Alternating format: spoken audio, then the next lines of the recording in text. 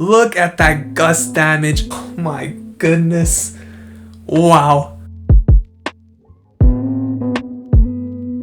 What is going on, everybody? Welcome back to the channel. If you're new here, we do upload Pokemon Go content related to PvP, so please consider subscribing to the channel if that is of interest to you. And if you're a returning subscriber like Art Dace, thank you for the support. Today we have a very special Pokemon, a very spicy pick making its debut on my channel, and that is Pidgeot with the brand new legacy move Gust. I think it's pretty much the same as Confusion in terms of damage. When I evolved my Pidgeot and I saw that this thing had 25 damage as a fast move, I was like, okay, I gotta test this thing out. I got really excited, built a team, and we have to put things into perspective here. When I was making these battles, I was about 2 hours left in Flying Cup. I had only done about 20 battles out of the 100, so I needed a team that would get battles done very quickly, had a chance of winning. I decided to just go Shadow Victory Belt in the lead. I know a lot of people hate Shadow Vic in the lead, but Shadow Victory Belt is actually a very strong Pokemon in the lead position, and I paired up with Galarian Stunfisk just because they seem to work pretty well together. I think Bastiodon's actually better, which is obvious if you watch videos like Wallower's channel with the double, or not double grass, but Victory Bell, Bastiodon, and like Vigoroth, stuff like that. Those teams are very effective in GBL. As much as people dislike them, they are very effective teams. And I decided to just pair it up with Pidgeot in the back. Who could get mad at seeing a Pidgeot in the lineup? So does this team work? I don't know, probably not. I just put it together. There's really like no chemistry in it whatsoever. I just wanted to use Pidgeot and I wanted to get battles done as quick as possible.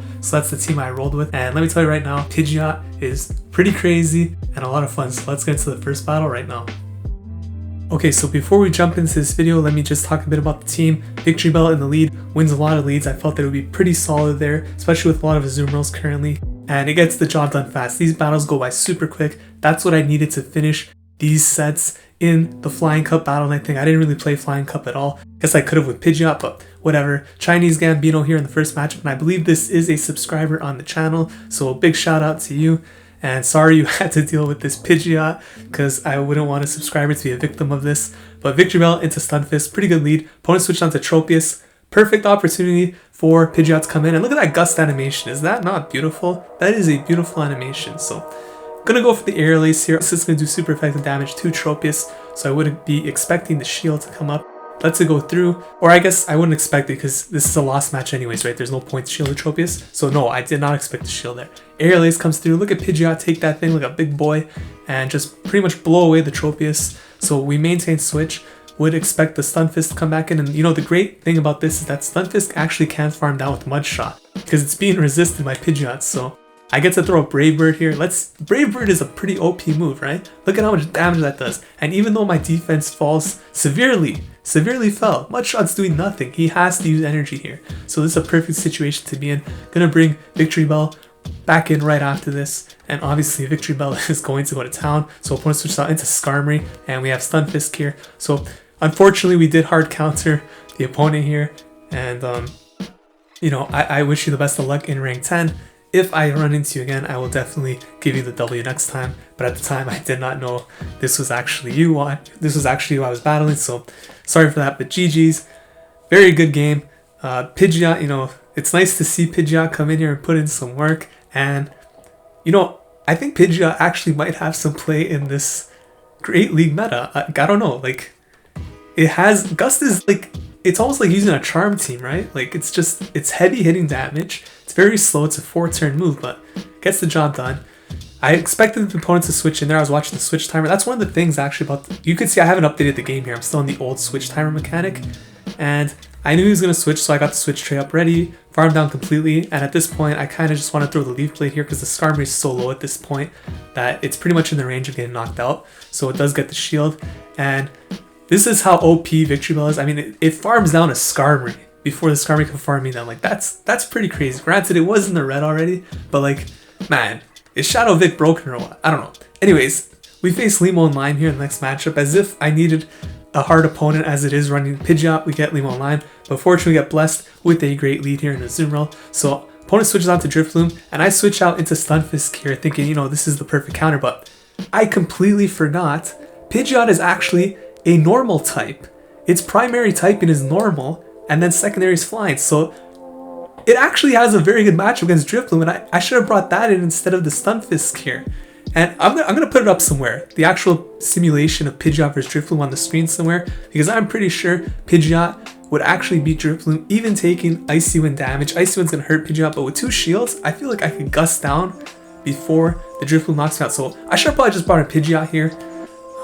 Would have probably had to use shields though, I don't know. I guess he would want to maintain switch, right? So we might get some shields back, because he doesn't want the Victory Bell on the Azumarill. But then again, I guess if he gets both our shields, Azumarill could hit us with an Ice Beam, so I don't know. Either way, I should have probably brought Pidgeot in here, and you can see he played this very well. I haven't even talked about the match.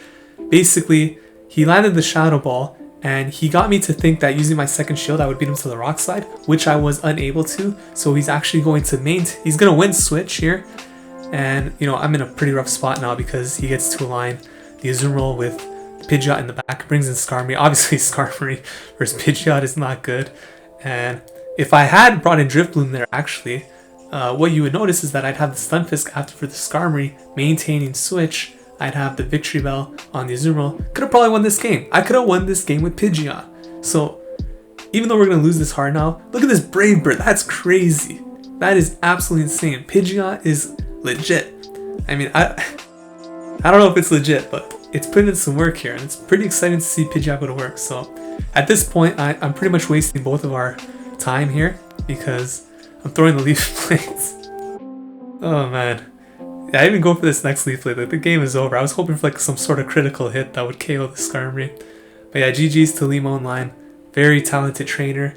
See his videos a lot. Featured on Pogo King channel and whatnot. Very talented trainer. And definitely no shame in losing that matchup. So 1-1 here.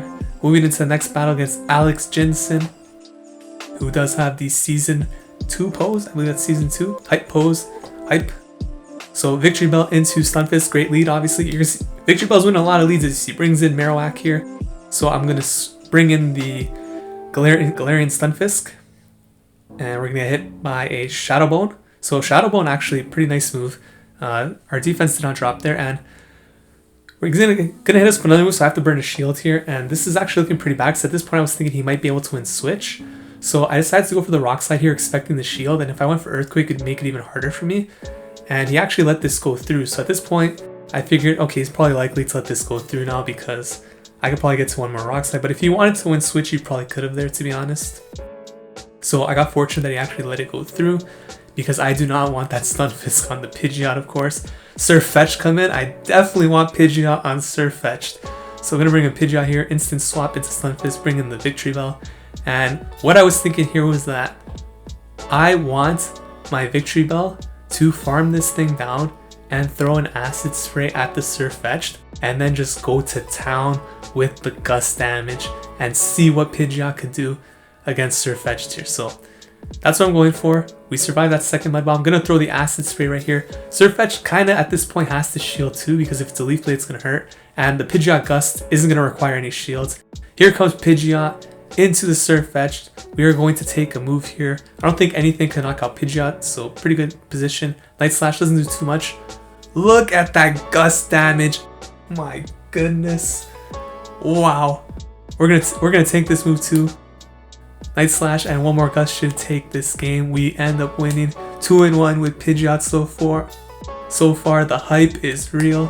BRG Marshmallow here in match number 4. And you know, like, if I lose these matches, it is what it is. These matches are in the mid 2800 elo. I already hit rank 10, so it's okay if I lose. Froslass here, another reasonable lead for Victory Bell. Honestly, guys, Shadow Victory Bell is a pretty amazing lead, as you can see here. It's winning a lot of leads. Like, there's definitely a reason why people use it, right? It's very good. So Victory Bell comes through here. We win lead. Down a shield, that's totally fine. Should get a shield back here with the Leaf Blade, or maybe we won't. It's gonna do a lot of damage regardless. And we don't get the shield, but that still does a lot. We get this Stunfisk into about 40% health remaining, which I'm pretty happy about. But the problem is I don't have a hard count here, right? I have Stunfisk, and then I have Pidgeot. I don't want to bring in Pidgeot, obviously, so forced to bring in Stunfisk here. Rock Slide, obviously going to be a Rock Slide because there's no way I got Earthquake, so no shield. Does survive that very well. And I let this go through, and he switches out into Toxicroak, so this is amazing for me. I bring in Pidgeot here, and I could probably pretty much just farm down here with Gust, I think. And I make a call here. I expect them to bait me with Mud Bomb. Happens to be a Sludge Bomb, so I kind of threw the game there. If I had shielded that, I could have just farmed down and most likely ended up winning that game with the gust damage on the Stunfisk, I think, because the Stunfisk was very low. Even if it did KO my Pidgeot, I think my Stunfisk could have maybe farmed down. Would have been very close, but I definitely misplayed that. And if you think about it, hypothetically, I could be 4-0 right now with Pidgeot. So, a couple of misplays. This is a horrible lead. Marowak lead into victory. I honestly don't know what you're going to do here. I bring in Pidgeot, get met by an Azumarill. So actually, this is not a horrible situation because you're going to see here, a lot of people, they probably don't know what Pidgeot's running, right? So I just throw the Brave Bird here. And look at that damage. They let it go through. At this point, just by shielding, I could commit to the farm down with Gust and actually take back switch advantage. And I make another mistake here. I think I could have farmed down here before we got to an Ice Beam. And if I had done that, I would have had a move ready to throw at the Marowak when it came back in, which would have likely gotten a shield after they saw what that Brave Bird did to Azumarill. So I think I definitely misplayed this again. A lot of misplays. And the weird thing about Gust is that even though this video is sped up, it looks very slow motion, the animation. So it looks like the video is actually slowed down, but it is sped up. Pidgeot goes down, get hit by the Shadow Ball here, and this is not good because this Marowak has a lot of energy. Really wish I had completely farmed down the Azumarill and been able to throw a move at this Marowak just to get a shield from it at the very least. And here at this point, I'm going to throw the Rock Slide. And the Marowak, of course, is going to shield here because it wants to do as much damage as it can to the Victory Bell. And this Rock Slide would have actually KO'd had I gotten that shield from the Pidgeot. So we would have had a pretty decent situation after, assuming he has something in the back that is weak to Victory Bell, because our Victory Bell would have had a lot of health, right? We were about 75% health, maybe 80. And look at how low we're going to get once this Marowak goes down. We're going to survive this Bone Club, but we're pretty much going to be at like 10%, like, oh, we don't even survive that. We go down. And he happens to have a Shiftry in the back, so maybe Victory Bell would have still ended up losing that anyways with 0 shields, but would have been a lot closer. But here the game froze on me, couldn't handle Pidgeot, so had to reboot the game. And honestly, going 2-3 with Pidgeot the first time without any practice, pretty satisfied with it. So that was Pidgeot in the Open Great League, and as you guys could see, Gust is a pretty OP move. It's really nice animation, does a lot of damage, generates energy pretty quickly. It's pretty much like Confusion in a sense, and honestly, I feel like Pidgeot might pick up in GBL. You know, a lot of people might start using it, especially if you're not trying to grind for rank 10, you're just sort of memeing right now. Pidgeot is definitely something you want to consider using. Now, would I run it with this team? Probably not. I mean, the team performed pretty well. As you see, I misplayed a lot of things, and a lot of that comes to not understanding the matchups. I never used Pidgeot before, so I didn't really know what it could do, what it cannot do. Just sort of winged everything. Came away with a 2-3 set against some pretty tough opponents, so not too mad about that. Might try Pidgeot again, to be honest, because that was actually a lot of fun, those sets. And, you know, I already hit rank 10, so there's really nothing to lose at this point. Let me know what you guys think about Pidgeot in the comments below, and let me know what you guys want to see for Little Cup in Season 5. If you guys enjoyed this video, please consider leaving a like, commenting, subscribing to the channel. Thank you so much for watching. I'll see you guys in the next video. Take care.